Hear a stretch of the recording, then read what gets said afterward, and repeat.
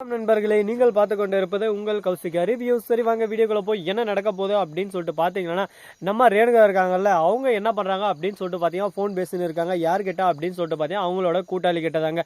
இந்த விஷயத்தை தெரிஞ்சுக்கிட்டது என்ன பண்ணுறது ஏது பண்ணுறதுன்னு சொல்லிட்டு தெரியாமல் குழப்பத்தில் குழம்பி போயிட்டு இருக்காங்க. இதுக்கு நடுவில் அதே சமயத்தில் மறுபக்கம் என்ன நடக்குதுன்னு சொல்லிட்டு பார்த்தீங்கன்னா, நம்ம மல்லி இருந்து என்னடா சத்தம் இது, ரேணுகா யார் கூட பேசினு இருப்பா அப்படின்னு சொல்லிட்டு ஒரு பக்கம் அப்படி சும்மா மெல்ல மெல்ல மெல்ல மெல்ல மெல்ல மெல்ல வந்து டோரை திறந்து பார்க்குறாங்க. திடீர்னு அந்த இடத்துல கரெக்டாக ஃபோன் பேசினு இருக்காங்க. நம்ம ரேணுகா என்ன இருக்காங்க அப்படின்னு சொல்லிட்டு பார்த்தீங்கன்னா, எப்படியோ ஒரு வெளியா பணம் இருக்கிற வீட்டுக்கு நான் வந்துட்டேன், இவங்க சொத்து மொத்தம் எல்லாமே அவங்க மகளுக்கு எழுதி வைக்கிறேன்னு சொல்லிருக்காங்க. அவங்க மகளா நான் தானே இந்த இடத்துல இருக்கேன், ஆனா நான் சுடறேன்ற விஷயம் அவங்களுக்கு இன்னும் தெரியல, நான் ரேணுகான் தான் நினைச்சுன்னு இருக்காங்க.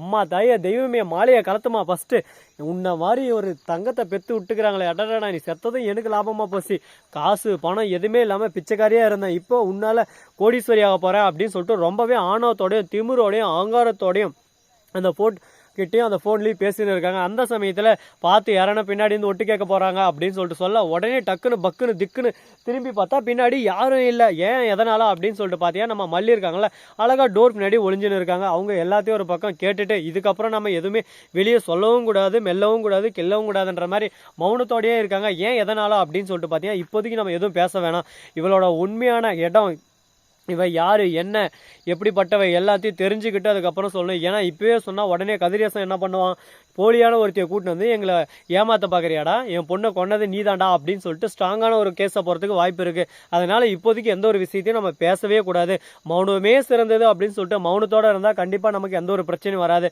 அதை விட்டு தானே வாய் விட்டு தானே கெட்டு போகிற கதையாக நாமளே வாய் விட்டு நாமளே மாட்டிக்கூடாது அப்படின்னு சொல்லிட்டு ஒரு ஐடியாவில் இருக்காங்க. இது மொத்தத்தையும் நடக்குமா நடக்காதா, என்ன பண்ண போகிறாங்க ஏது பண்ண போகிறாங்க, அதை பற்றி தாங்க இந்த வீடியோவில் நம்ம பார்க்க போகிறோம். சரி வாங்க வீடியோக்குள்ளே போகலாம். கரெக்டாக நம்ம கதிரேசன் இருக்கார்ல, அவரு என்ன பண்ணுறாரு அப்படின்னு சொல்லிட்டு பார்த்தீங்கன்னா, அவங்களுக்கு தெரிஞ்ச எல்லாருக்குமே ஒரு பக்கம் போயிட்டு வீடு வீடாக ஃபோன் பண்ணி வீடு வீடாக போயிட்டு ரொம்ப வேண்டியவங்கள எல்லாரையும் நாளைக்கு என் பொண்ணு வந்திருக்கா, அதுக்கு மிகப்பெரிய ஒரு செலிப்ரேஷனாக பண்ண போகிறோம், எல்லாரும் வந்துருங்கன்னு சொல்லிட்டு எல்லாரையும் வர வைக்கிறான். அப்படியே சும்மா ஆடு வெட்டி அப்படியே சும்மா கெட்டா விருந்து வைக்கிறாரு தலைவன். அட்டா நம்மளாலும் ஒரு பக்கம் கோப்படலையே அப்படின்னு சொல்லிட்டு வேதனையாக தாங்க இருக்குது. என்னங்க பண்ணுறது, அதெல்லாம் யாருக்காக, ரேணுகாக தாங்க. அந்த ஃபங்க்ஷன் சும்மா எப்படி இருந்தாலும் ஒரு 10 லட்ச ரூபா பிளான்லாம் பண்ணிட்டு இருக்காரு. அடடா பரவாயில்லையே இவ்வளோ அமௌண்ட்டா, பொண்ணு வந்ததுக்கே எப்படின்னா பொண்ணுக்கு எவ்வளோ தரப்போறாரு, வாரி வாரி கொடுக்க போறாரு, இதெல்லாம் பார்த்துன்னு இருக்கேன் நம்ம. அப்படியே சும்மா வயிறு எழுது ஒரு பக்கம். ஏன் எதனால நிஷாவுக்கு வயிறு எழுது அப்படின்னு சொல்லிட்டு பார்த்தீங்கன்னா, இந்த சொத்து மொத்தத்தையும் நாமளே எல்லாத்தையும் கட்டி காக்கலாம், தான் அக்கா தான் இதுக்கு எல்லாத்தையும் ஒரு பக்கம் சொத்தை வாங்க இருந்தா எப்படியா அவள் போயிட்டான்னு சொல்லிட்டு சந்தோஷப்பட்டோம். இப்போ திரும்ப வந்துட்டாலே இந்த சொத்தெல்லாம் எப்படி சுரட்ட போறோம்னு சொல்லிட்டு தெரியல. வாழ்க்கையில கஷ்டங்களா, நம்மளுக்கு கஷ்டமே வாழ்க்கையே இருக்கே அப்படின்னு சொல்லிட்டு ஒரு பக்கம் யோசிச்சுன்னு இருக்காங்க. நிஷாவுக்கு நிஷா ப்ராப்ளம், மறுபக்கம் நம்ம மல்லி இருந்துன்னு யாருக்கிட்டையும் சொல்லாமல் கில்லாமல் மெல்லாமல் வெளியே போயிட்டாங்க.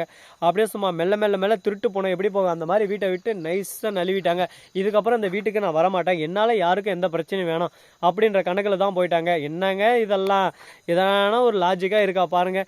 மல்லி எதுக்காக இந்த வீட்டை விட்டு போனோம், இந்த வீட்டில் இருந்து உண்மையெல்லாம் தெரிஞ்சுக்கிட்டு அறிஞ்சுக்கணும்ல, அதை விட்டு தேவையில்லாமல் வீட்டை விட்டு போய் நம்ம விஜயும் மறுபக்கம் வெண்பா, சின்ன குழந்தைங்க வெண்பா. ஆனால் இந்த இடத்துல ஒருத்தரை பாராட்டியே ஆகணும். நம்ம மனோகர் எல்லா விஷயத்தையும் பக்காவாக கரெக்டாக கண்டுபிடிச்சிட்டாரு.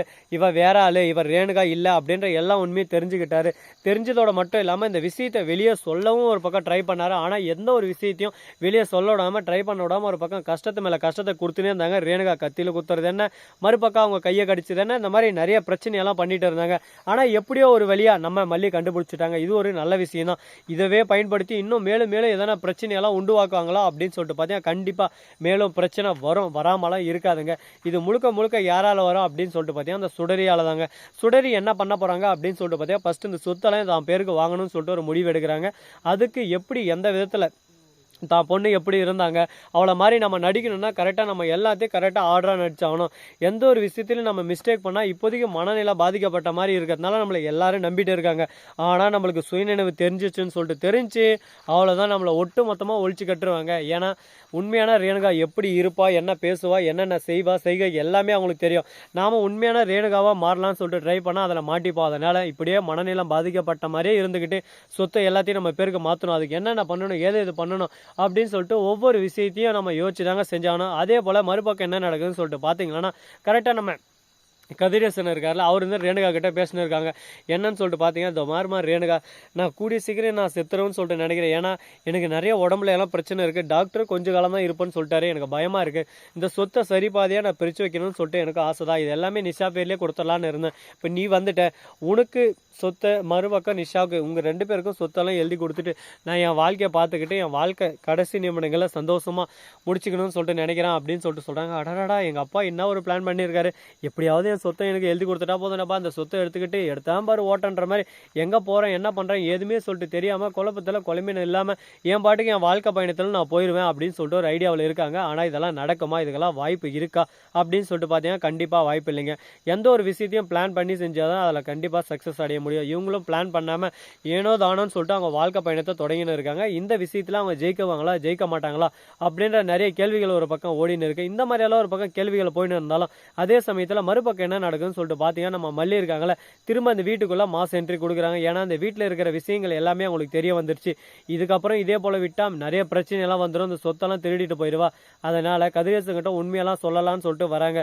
ஆனால் உண்மையை சொன்னால் விஜய்க்கு ஆபத்து. இதனால் உண்மையை சொல்லவும் முடியாமல் என்ன செய்யறது ஏது செய்யுதுன்னு குழம்பத்தில் இருக்காங்க. சரி, ஓகே, ஃபஸ்ட்டு இவளோட பேக்ரவுண்ட் எப்படி இருக்குது, இவளை பற்றி முழு விவரத்தையும் நம்ம தெரிஞ்சுக்கலாம். அதுக்கப்புறம் ஒரு கைனா நவுத்தலாம் அப்படின்னு சொல்லிட்டு ஒரு ஐடியாவில் இருக்காங்க. அடுத்து என்ன பண்ண போகிறாங்க, ஏது பண்ண போகிறாங்க அப்படின்ற ஒவ்வொரு விஷயத்தையும் நம்ம பார்த்து தெரிஞ்சுக்கலாம். அதுக்கு முன்னாடி இந்த வீடியோ உங்களுக்கு பிடிச்சிருந்தா லைக் பண்ணுங்கள், கமெண்ட் பண்ணுங்கள், ஷேர் பண்ணுங்கள், டிண்டிங் பெல்லை தட்டி விட்டு போங்க. அப்போ தான் நாம போகிற அடுத்தடுத்த வீடியோ உங்களுக்கு உடனுக்குடன் நோட்டிஃபிகேஷனில் வந்து கொண்டே இருக்கும். மிக்க நன்றி. தேங்க்ஸ் ஃபார் வாட்சிங். Tata, see you. நன்றி, வணக்கம், வந்தனம், வருக தருக.